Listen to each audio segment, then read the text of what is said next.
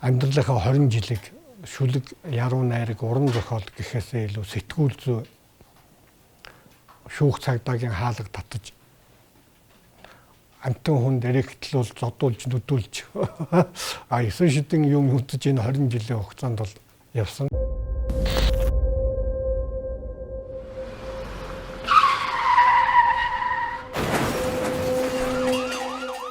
Өнгөрсөн сонгуулийн үеэр гарсан ноцтой ослоос үүдэж хэвлэл мэдээллийн 2 ажилтан амиа алдсан байдаг. Энэ золгүй үйл явдлын дараа тухайн үед жолоо барьж байсан ноцтой сонины эрхлэгч яруу найрагч галсан сүх хоригдож байсан юм а. Түүний хувьд хүний эрхэнд 1 минут ч байх хэцүү талаар хэлж энэ хэргийн тухайд ямар эргэлзээ, ямар гомдолт хийж явдаг талаараа ярьлаа.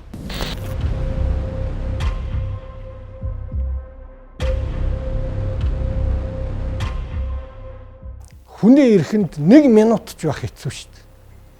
Бид нар энийг өөрснөө мэддэггүй байхгүй юу? Одоо ингээд сайхан бүгдээрээ эрхчлөөтэй сууж байна. Мэдрэхгүй. Би засчих. Одоо хоол идэж болох уу? Тэрийн болгон хоол чамд өгөхгүй шүү дээ. Ирингейт International компани чанар үнцэн түгэн. Хүн бол эрүүл мэнд эрхчлөө хоёроор алдаж болохгүй гэдгийг л маш сайн ойлгосон. Тэр одоо хоригдож байхад бол дан залуу улсууд, ер нь нийт хоригдож байгаа улсуудын 90% залуу. Ер нь тэнд орсон хүн болгоно л би буруугүй гэж явж байгаа шүү. Би буруугүй байсан чинь намайг авчраа хоригдсон. Буруутай ч байгаа, буруугүй ч байгаа. Тэг. Ингээд харж байхад бол маш их Монгол орноо шоромжуулж юм да гэж би харж эмзэглэж авсан. Энэ маш харамсалтай.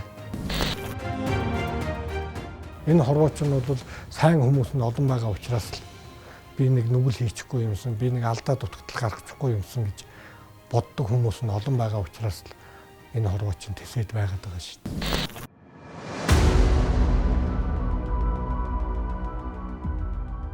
Яг тэр золгүй явдал болсны дараа Манд хоёрын нууц алга гэдэг нэртэй тийм хуудас гарсан билээ. Тэгээд энэ пэйж хуудас дээр болохоор одоо миний мэдээгүй юмнуудыг маш их битсэн байгаа байхгүй юу. Тэр байтугай одоо нэг талигачийг хүртэл одоо талигаач болохын өмнө 1-2 хоногийнх нь өмнө утсаар одоо чи өвхөн шүү. Чамд муу юм тохиолдсон шүү гэд занал хийлж байгаа утасны бичлэгийг хүртэл тавьчихсан билээ. Манд хоёрын нууц алга энэ төр гэл пэйж хуудас гараад би эзнийг нь олж өгөөч энэ улсууд яасан их юм мэдгийг гэл ингээл цагдаа хүртэл өргөдөл өгөөл ингээл хөөцөлтөөл ингээл явж байхад цагдаа нь техникийн хүчин чадал хүрэхгүй байна гэл олж өгөхгүй ийм хариу өгөөл сууж байхад хүн бас бачуурдаг юм билээ шүү дээ. Манайхны цагдаагийн арга барил бол дуудаад та хулгай хийсэн үү? Би хулгай хийгээгүй шүү дээ. За хулгай хийгээгүй гинэ. За тэгээ ингээд шалгачлаа, мэдүүлэг авчлаа. Хоёрдугаарт ийм хариулт өгсөн.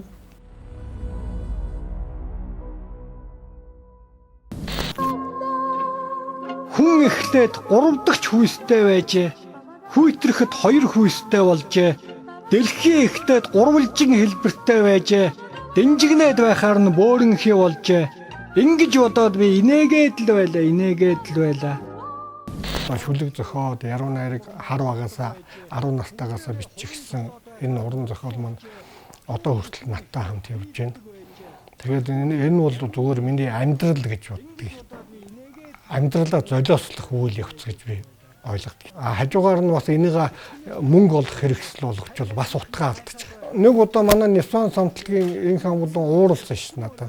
Чи бид нарыг Нисван самтлагаа хаяад ноцтой мэдээ сонингээд гандангийн юун дээр хүрдэн дээр хүн хүүхдээ хаяад явлаа гэдэг шиг өргөж авах хүн өргөж аваараа гэд явлаа гэдэг шиг чэмүү хайж явсан гэж уурлал. Одоо юм бол Монгол эр хүн муухай, архичин, шоучин, залхуу, заваан 9 шидээр нь ирчүүдээ бол их сайхан гутаанд оромжилж штэ. Тэгээд одоо эр хөнгөө бол одоо баргуу тэгээд одоо өмнөд төршөөс залуучууд дуудаад хүүхэд төрүүлээд байгаа л гэж би энэ 30 жилийн хугацаанд ойлгоод байгаа шүү дээ. Монгол ирчүүдээ дандаа голсон, чамалсан.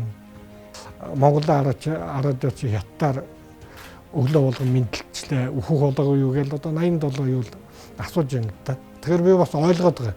Энэ өнгөрсөн жилийн хугацаанд бол одоо энэ урд зүгийн өмнөд төрштэй хил чөлөөтэй болсноос хойш манай монгол бүсгүүчүүд маань маш сайхан одоо яасан эрэлдэж үр хүүхдийг нь их төрүүлсэн. Тэр хүүхдүүд өнөөдөр 30 нас хүрж байна. Ер нь бол үр хүүхэд гэдэг бол үүрнээсээ нисэж явдаг шуул гэж би боддог. Хэтэрхий одоо их хүүхдийг бол эрхлүүлэх хэрэггүй гэж би боддог. Хэтэрхий их өөртөө дасгах хэрэггүй гэж боддог. Яагаад тэгэхээр чи гинт 5 минутын дараа ч өөх юм билүү? Энэ ирээдүгөө мэдэхгүй. Үлдэж байгаа нь зовдөг. Үхэж байгаа нь бол зовдөг байхгүй. Үхээд ер нь яадаг бай. Одоо тэгэнгүүт одоо лам ирээд ном уншаа сайхан бизнес хийчих байна.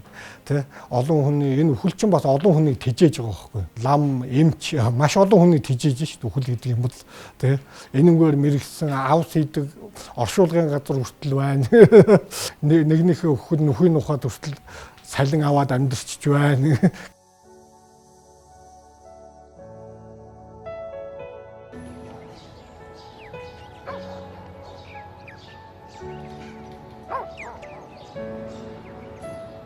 Нэг, 2, 3, 4, 5, 6, 7 надад өөхөх 7 шалтгаан хэрэгтэй.